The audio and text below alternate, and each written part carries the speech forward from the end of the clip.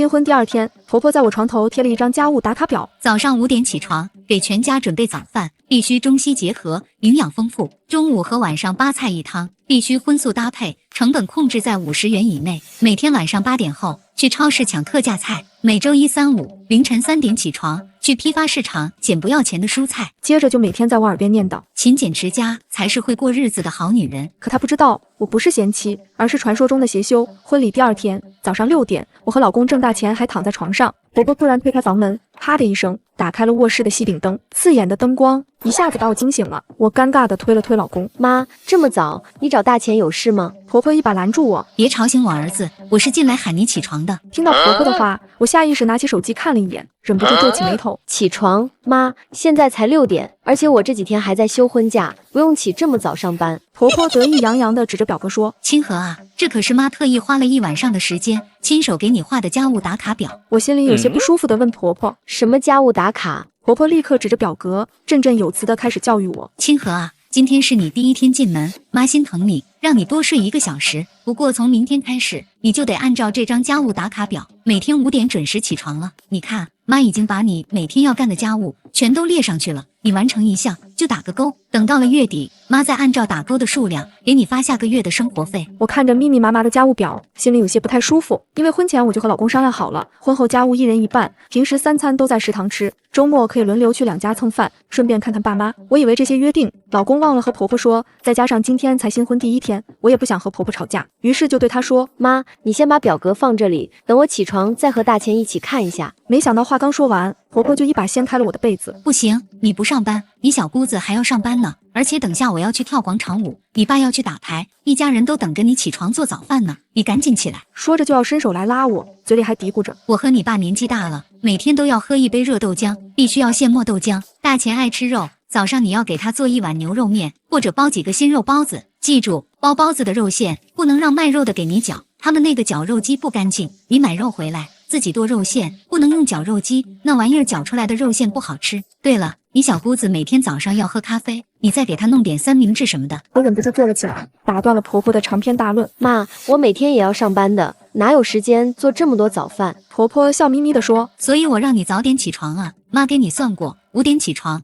先剁肉馅包包子，或者炖牛肉做牛肉面，然后榨豆浆做咖啡，最后做3明治，剩下点时间还能切个果盘。我忍着气反驳道：妈，不能这么算的，我也要上班，你让我每天早上5点起床，我每天睡觉时间都不够了。婆婆脸上的笑容消失了，板着脸说：怎么不够？想当年我年轻那会儿，晚上编草席编到半夜，第2天天不亮就爬起来挑水喂猪，伺候一家老小吃完早饭，还要跟男人一起下地干活呢。你们城里的女人命好，不用下地干活，也不用养鸡喂猪，每天就做3顿饭，把家里卫生搞一下，就这么点家务事，你还敢喊累？童清和我告诉你，我们老郑家可不养懒婆娘，赶紧起来做早饭。我深呼吸一口气，狠狠踹了老公一脚。挣大钱，别装死，赶紧起来，给你爸你妈做早饭。婆婆一看我把老公吵醒了，立刻发出一声尖叫。童清和，我不是让你小点声，别吵醒我儿子吗？他们男人上班多辛苦啊，早上起这么早，上班没精神咋办？我抱着胳膊冷笑，他上班辛苦，我上班就不辛苦了吗？婆婆不以为然地撇了撇嘴。女人跟男人能一样吗？男人是家里的顶梁柱，是要做大事的，咱们女人除了做家务带孩子还能干啥？我板着脸不说话，只是拿眼睛看着老公。老公忙替我说话：妈，清河和我一样要上班，他每个月工资还比我高呢。婆婆冷哼一声：工资高也就这几年吧，我听说他们那种私人企业1到35岁就把人给开除了，到时候还不是要靠你养。儿子你不一样，你是体制内旱涝保收一辈子的铁饭碗，他工资再高能跟你比？说着婆婆就扯着我的胳膊，强行把我拖到了厨房。已经6点半了，包包子炖牛肉也来不及了，这样你就做几碗葱油拌面，再榨个豆浆，给美美把咖啡3明治做好就行了。我借口回房间洗漱，打开手机直接点了3份葱油拌面，1份肯爷爷的咖啡3明治特价套餐，备注外卖放在门口，不要敲门。等婆婆进屋换衣服，我立刻把外卖拿进来，拆开包装，往锅里一倒，装模作样的搅拌2下，出锅。3明治和咖啡也拆了包装，装进了小姑子的咖啡杯和保温饭盒里。听到婆婆夸我这葱油拌面味道做得不错，我暗暗冷笑，什么吃不惯外面买的，这不是吃的挺开心的吗？把早饭糊弄过去，趁着公婆出门遛弯的时间，我冷着脸问老公：你妈贴在床头那个家务打卡表，你也看到了吧？现在怎么办？老公凑过来抱住我，嬉皮笑脸的哄着说：老婆，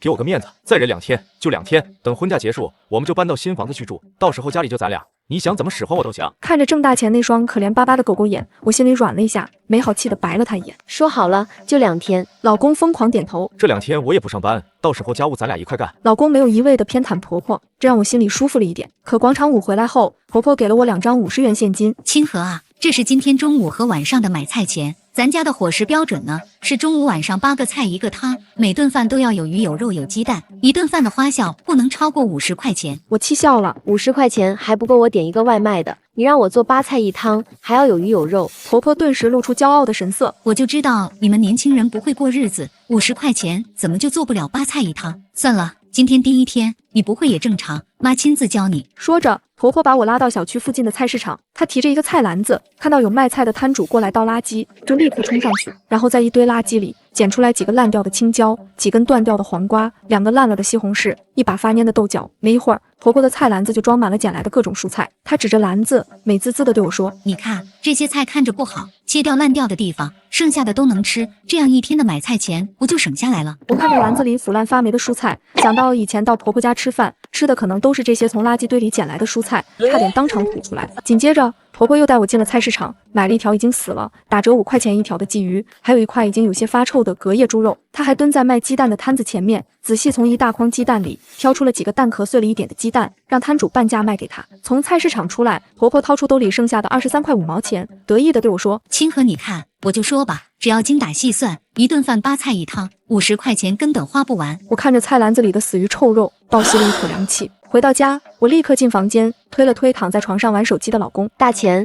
我想回新房住。我拿出手机给老公看了一下，我刚才在菜市场垃圾堆拍的一段视频。郑大钱，你说的好听，让我忍忍。你看看这个，你让我怎么忍？你妈居然让我去垃圾堆捡别人不要的烂菜叶子。老公看了一眼，竟然不以为意地说：嗨，我还当什么大事呢？原来是这个啊！大不了明天我去帮你捡，行了吧？我气急，这是谁去捡的问题吗？郑大钱，你好歹也是上过大学的，你不会不知道这些腐烂发霉的蔬菜含有很多致癌物吧？老公烦躁地抓了抓头发。那你让我怎么办？她是我妈，而且他们一辈子都是这么过来的，也没见我家里有人得了癌症啊。童清河，你能不能不要这样小题大做？我小题大做，好啊，你就爱吃臭鱼烂菜是吧？行，这饭我做，你别后悔。厨房里，婆婆手把手教我怎么把蔬菜烂掉的部分切掉，然后就把厨房交给我，美滋滋地跑回客厅吹空调、刷短视频去了。看着满满一篮子的臭鱼烂菜，我眼珠子一转，计上心头，打开电饭锅，先把各种蔬菜一股脑的切块丢进去，然后把那块发臭的猪肉切吧，拿油盐酱醋搅拌一下，放在蔬菜上面。那条死鱼也好办，直接切花刀，酷撒上各种调味料，往烤箱里一塞。等待的时间，我给自己煮了2个水煮蛋，冲了一杯麦片，就当是我的午饭了。反正这种霉菌严重超标，一看就是致癌物的菜，我是绝对不会吃的。开饭的时候，看到桌上只有一大盆炖菜，没有她指定的8菜1汤，婆婆的老脸立刻拉下来了。我急忙笑着解释说：妈，我觉得你说的对，过日子就得勤俭持家。我想了想，做8个菜，那一顿饭要浪费多少燃气啊？现在燃气不是涨价了吗？我想着干脆一锅炖。炖菜比炒菜营养更丰富，而且还节省燃气费。你看这锅大杂烩是不是色香味俱全？婆婆一听这么做能省钱，脸上终于有了一丝笑容，但她还想挑刺，说我用烤箱烤鱼在糊弄她。我急忙喊冤：妈，我这也是按照您说的，过日子要节约，用烤箱烤鱼可以省油啊。你看我这个烤鱼一滴油都没放，这样1个月下来，咱家至少能省下半桶油。听到能省油，婆婆终于露出了满意的笑容。晚上我又换了种邪修专用的懒人做饭大法，这次我连米饭都懒得单独做了，直接把米倒进电饭锅，加水，然后把婆婆捡回来的烂菜切吧，铺在上面，最后盖一层臭肉，一层冰箱里翻出来的陈年腊肉，各种油盐酱醋，酷一顿浇。公公年纪大了，牙口不好，我做的焖饭里面的蔬菜又软又烂，他吃着刚刚好。晚上的饭桌上，公公连夸我做饭手艺比婆婆还好，老公也赞许地看了我一眼。婆婆脸色铁青，像是憋了一肚子气。清河啊，你赶紧把碗刷了，然后赶紧去超市。晚上8点半之后，超市的鸡鸭鱼肉和豆制品都是半价，记住，只买这些就够了，蔬菜不用买。明天早上你就按照我说的，去菜市场随便捡一点就够了。我答应了一声，刚要去拿车钥匙，突然被婆婆一把抢走。超市离咱家就1站路，开什么车？浪费油，你走路过去吧，正好锻炼身体。我悬空的手顿了顿，转头去看老公。老公逃避的转过头，假装在和公公聊天。我笑了，婆婆可能忘了，现在还有一种东西叫做网约车，打车去了最近的商场。我没有急着回家，而是先找了一家西餐厅，进去之后点了一份最贵的牛排套餐，慢悠悠的吃完之后，才走到负一层的超市，买了婆婆点名要的半价鸡鸭鱼肉。刚到家，耳边就响起了婆婆的暴怒声：洪清河，你到底怎么做饭的？我们一家吃了你做的饭，全都拉肚子了。真是好笑，她不怪自己捡回来的腐烂发霉的蔬菜，反倒怪我厨艺不好。我故意惶恐地说：妈，您别生气，肯定是我做菜的时候油放多了，明天我少放点油，肯定不会拉肚子的。婆婆听了我的话，居然赞同的点了点头。肯定是你油放多了，我平时炒菜只放一点点油，哪像你们年轻人过日子大手大脚的，浪费油不说，吃了还闹肚子。说着，婆婆跑到厨房，拿了一个喷爽肤水的小喷瓶，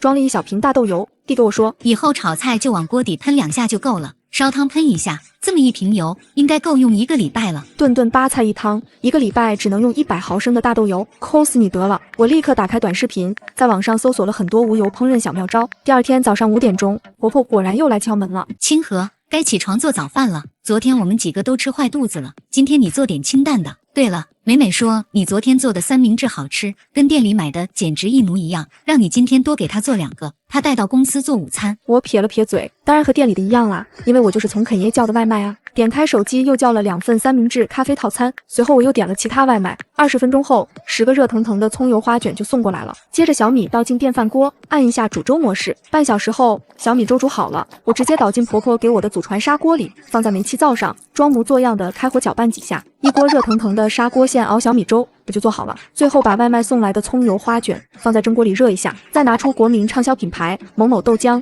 开水冲泡，几秒钟就得到了一大壶现磨豆浆。邪修做饭就是这么的简单。早饭上桌，婆婆抿了一口豆浆，眉毛瞬间就皱起来了。清河，这豆浆怎么这么稀，不像现磨豆浆啊？我随口应付：妈，你不是说过日子要勤俭节约吗？我就放了1勺黄豆，大概是水放多了，所以豆浆有点稀。婆婆表情扭曲了一下，勉强笑了笑，倒也不用这么节省，咱家的条件，黄豆还是吃得起的。我哦了一声，没跟婆婆顶嘴，反正今天过完，明天就能回新家了。吃完早饭，我轻轻踢了老公一脚，示意他赶紧和婆婆说，我们明天就搬回婚房去住。没想到老公刚开口，婆婆就说：婚房我已经租出去了，婚房我已经租出去了。我噌的一下站了起来，双眼冒火的看着婆婆。妈，你怎么能这样？那个婚房是我爸妈给我买的，装修也是我家出的钱，那房子写的是我的名字，你凭什么招呼都不打一声就把我的房子租出去了？听到我的质问，婆婆满不在乎的说：什么你的我的，你人都嫁过来了，你带过来的房子、车子、存款什么的，不就是我们老郑家的？再说了，咱家又不是住不下，你和大钱搬出去当过，每个月水电费、燃气费、物业费，每个月要多花多少钱啊？还不如住在家里，那套婚房租出去，每个月能拿4000多块钱房租呢。我想过了，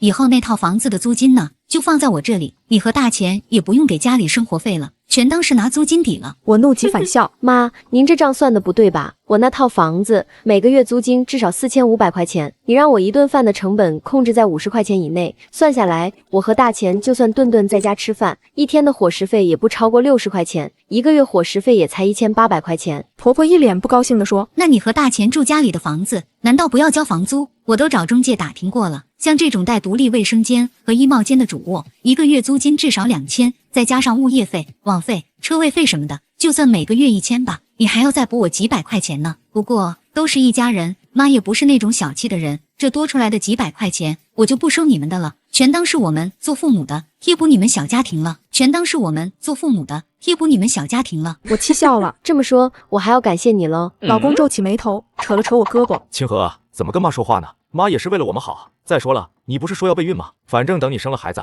到时候肯定还要回爸妈这边来坐月子，要不干脆就听妈的，把你那边的婚房租出去，租金刚好贴补家用，咱们先和爸妈住2年，等孩子大点了再搬回去。我倒吸了一口凉气，不敢相信地看着他。郑大钱，你还记得结婚前你答应过我什么吗？你当初娶我的时候，是不是说了要对我好，不让我受委屈？我爸妈本来并不支持我和郑大钱在一起，因为2家条件差距太大。当初是我据理力争，郑大钱也跪在我爸妈面前赌咒发誓，说会对我好。婚前郑大钱表现的也特别好，工资卡交给我管，婚房也全部按照我的喜好装修。可现在呢，刚装修好的婚房，婆婆连招呼都不打一声就给我租出去了，租金更是1分钱都不给我。结婚陪嫁的那辆车因为不顺路，一直都是老公在用，他每天早上开着车先送小姑子去公司，自己再去上班。而我因为娘家离公司近，全款50万买的新车，竟然一次都没坐过。想到那张密密麻麻的家务打卡表，我冷笑一声，语气平静地看着老公。郑大钱，我最后再给你一次机会，你确定要让我和你爸妈住一起？你确定要让我和你爸妈住一起？郑大钱心虚地撇过脸，不敢对视我的眼睛，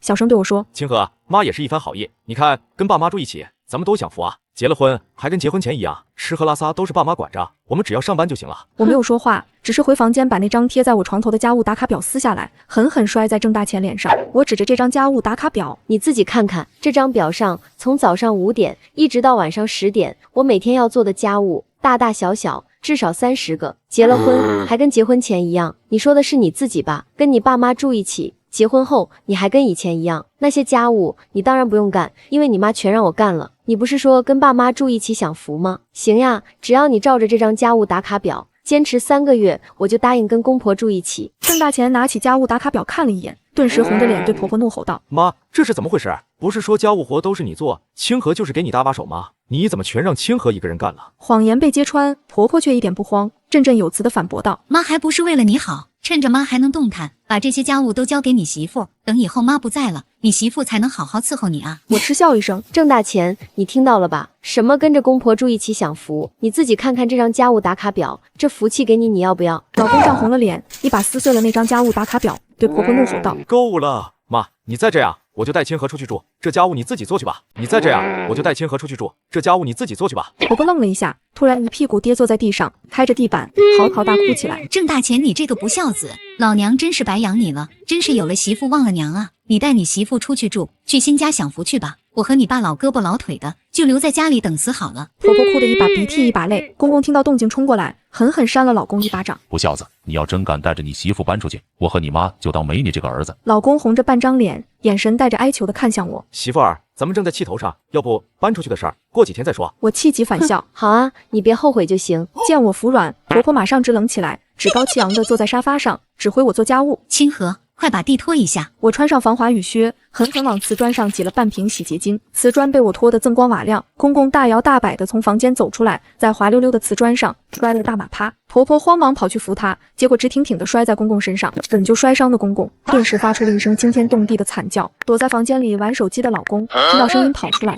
脚下一滑，扑通一声摔了个四脚朝天。地怎么这么滑？我一脸无辜地对老公说：这不能怪我啊，我要买地板清洁剂，妈说那个都是智商税，浪费钱，让我直接用洗洁精擦的就行了。看着我单纯无辜的眼神，老公只能自认倒霉，打电话叫了120。被120急救车拖走的时候，婆婆还不忘使唤我：清河啊，医院的饭菜又贵又难吃，等下你在家里做好饭菜给我们送过去。我到小区外面的土菜馆，花10块钱买了一大桶后厨倒掉的剩饭剩菜，然后戴着口罩把里面没吃完的鸡鸭猪肉、洋葱土豆什么的全都挑出来冲洗干净，打开万能的电饭锅，淘米下锅，把我从泔水里挑出来的肉和菜全都铺在上面，最后淋上灵魂酱汁，电饭锅一盖，20分钟后满满一锅有肉有菜香喷喷的焖饭就做好了。饭菜送到病房的时候，打开饭盒，看着满满一盒色香味俱全的焖饭，公公和老公都露出了满意的笑容，拿起筷子大口炫饭。婆婆吃了2口，眼神狐疑地看着我：这菜里头油水这么大，清河，你这顿饭用了多少油啊？我嘿嘿一笑，邀功地对婆婆说：这顿饭我一滴油都没用，昨晚不是刚从超市买了一块肥肉吗？我把肥肉炼成猪油了，拿猪油炒菜，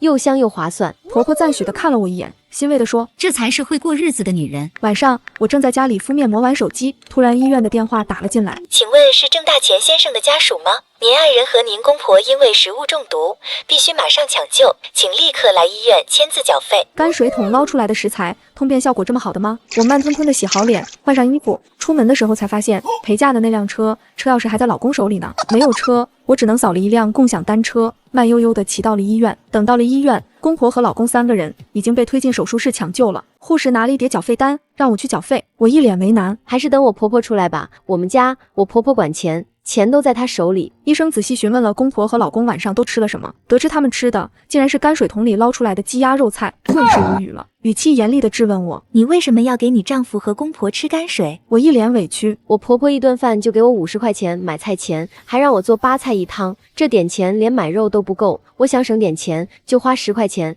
找饭店买了1桶泔水。医生彻底无语了，只能严厉地告知我，以后不许再给家里人吃泔水。我满口答应，不过我们协修是不可能老老实实买菜做饭的，不让去泔水桶里翻，那只能花钱买了。我点开拼夕夕，搜索饭店专用预制菜，一口气把1周的饭菜都买了，还顺手给小姑子买了肯爷爷同款三明治，咖啡也是速溶的，加了科技狠活之后，和店里卖的一模一样。老公清醒之后，听说我为了省钱，从泔水桶里捡肉给他们吃，气得当场和他妈吵了起来。现在物价都涨成什么样了？一顿饭50块钱，还要8菜1汤，你可真敢想！赏！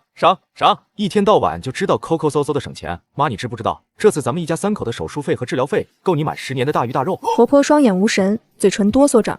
我不知道啊，我们年轻那会儿都是这么过来的。老公气急败坏地冲婆婆吼道：以后不许再让清河去垃圾站捡菜了。你想吃大鱼大肉，想顿顿8菜1汤，就多给点生活费，每个月至少5000，就多给点生活费，每个月至少5000。说完，老公一脸讨好地看着我。老婆，这段时间就辛苦你了，我和爸妈都要住院，饭菜你尽量弄干净点，最好清淡有营养一点。身为协修，我顿时又有了一个绝妙的主意。回到家，我从冰箱里翻出上次婆婆捡的还没用完的红薯，切掉烂了的部分，剩下的切成块，然后把发霉的小米反复淘洗几遍，确保闻不出霉味之后，煮了一锅小米红薯粥。婆婆说了，过日子要勤俭节约，于是我又用捡回来的黄瓜切掉烂的部分，剩下的做了一个凉拌黄瓜。我按照婆婆教我的，又拿出花卷，把表面的霉斑撕掉，放在蒸锅里热了一下，和新鲜的看起来一模一样。带着老公指定的清淡营养餐，我来到医院。小姑子郑美美也过来了，看到我来了，婆婆忙指挥我：清河，美美刚下班就过来了，还没吃晚饭呢，你快去给她买点饭菜过来。我大度的摆了摆手：不用出去买了，浪费钱，我带的晚饭很多，美美一起吃点吧。说着，我打开了带来的2个大保温袋，满满1大桶的红薯小米粥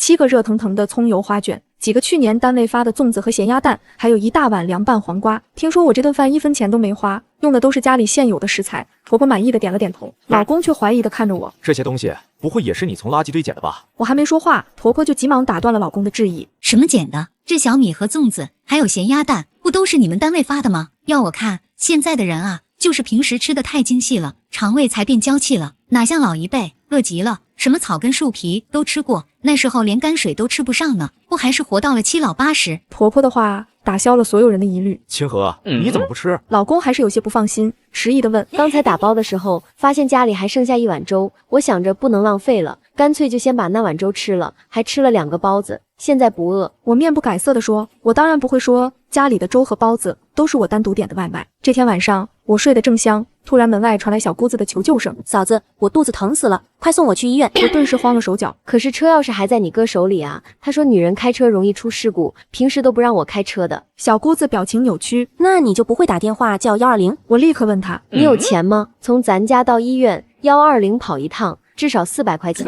再说了，咱妈说了，过日子要精打细算，不能铺张浪费。美美，你再忍忍，我给你打个车。为了省钱，我特意叫了最便宜的拼车。等车到小区门口的时候，小姑子已经拉肚子拉得快走不动了。就在我们刚上车之后，医院的电话又打过来了。请问是郑大钱先生的家属吗？您爱人又食物中毒了，麻烦尽快来一趟医院。赶到医院的时候，看到我又送来一个食物中毒的，医生也对我彻底无语了。你到底给他们吃了什么？我一脸局促的解释，这次我真没去翻泔水桶。医生已经不相信我了，果断报警。在警察的陪同下，我不得不回到家，把家里婆婆珍藏的那些好东西都翻了出来。看到发霉长虫的小米，腐烂变质的红薯，已经长出绿色霉菌的豆腐干，还有散发着一股霉味的红枣，警察彻底无语了。你婆婆年纪大了，脑子糊涂了，你和你老公都是年轻人，怎么也跟着瞎胡闹？这种一看就是致癌物的发霉食品，还能吃吗？我掏出手机给警察看了婆婆发给我的几段语音，原来住院的时候，婆婆怕我不会过日子，躺在病床上还在指挥我怎么省钱。清河啊，这几天我们都不在家，你就别去买菜了，先把冰箱里那些剩饭剩菜都吃了。对了，明天就是礼拜3了，你别忘了去批发市场捡菜。你别看那些菜都被人扔到垃圾堆里了，其实都是能吃的，就是卖相不好，被人挑剩下了。听到这里，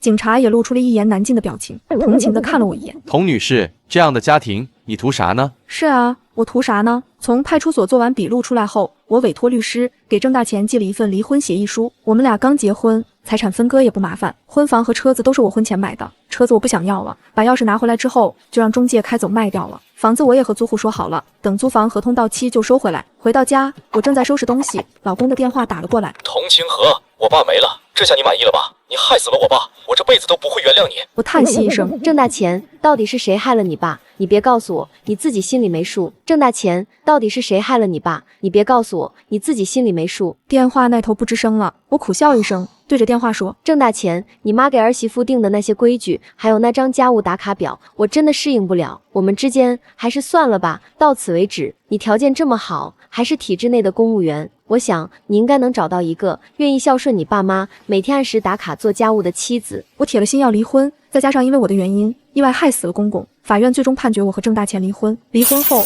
我卖掉了婚房和车子，游遍了大江南北，还误打误撞的成了一个小有名气的旅行博主。1年之后，家乡的旅游部门邀请我作为旅行达人，为家乡的旅游产业做推荐。再次回到家乡，没想到却在景区停车场看到了郑大钱。看到我，郑大钱惊讶片刻，苦笑着说了和我离婚之后的事情。我们离婚之后，不知道是谁把那张家务打卡表在网上曝光了，这下子所有人都知道我有个抠门又奇葩的亲妈。再加上离婚之后，我们家只有一套房子，出去相亲，人家一听到要和婆婆小姑子住一起，二话不说就跑了。在城里找不到媳妇，我妈又急着抱孙子，居然找了媒婆，从乡下给我找了个媳妇。刚开始还好，新媳妇和婆婆一见如故，俩人都特别会过日子，经常一起去批发市场捡别人不要的菜，冰箱里塞满了各种腐烂变质的瓜果蔬菜。郑大钱劝了好几次，婆媳俩根本就不听。没多久，郑家再次出事了。郑大钱在吃了几个包子，喝了一碗粥之后，上吐下泻，昏迷不醒。送到医院抢救回来后，郑大钱落下了很严重的后遗症，双手颤抖，连拿笔写字的动作都做不了。但好在他还算捡回了一条命。婆婆和新媳妇就惨了，因为晚饭吃得多，送到医院的时候就已经没气了，因为彻底丧失了劳动能力。没多久，郑大钱就被单位劝退了。不过出于补偿，单位给他找了个在景区停车场当保安的工作。听说为了治病，郑大钱把家里那套房子也卖了，现在就住在景区宿舍里。提到房子，郑大钱脸上浮起一抹苦笑。清河，我现在真的后悔了。如果当初我听你的话，结婚之后马上搬到新房那边和我爸妈分开住，是不是后面这些事情就都不会发生了？我摇了摇头。其实从婆婆拿出那张家务打卡表，你却在旁边装睡那天起，我们的婚姻就已经到头了。郑大钱表情痛苦地看着我，执着地追问着。难道就因为那张破表格吗？我没有回答，转身默默地离开了。直到如今，他却还是没有明白，我们这段婚姻破裂的真正原因根本就不是因为那张家务打卡表，而是他对婚姻和家庭不负责任的态度。如果当初婆婆拿出那张表的时候，郑大钱能站出来说那张表上的所有家务他来分担一半的话，或许我们就不会闹到现在这个地步了。只可惜没有如果，永远只想着享受却丝毫都不肯付出的人，根本就不配拥有家庭。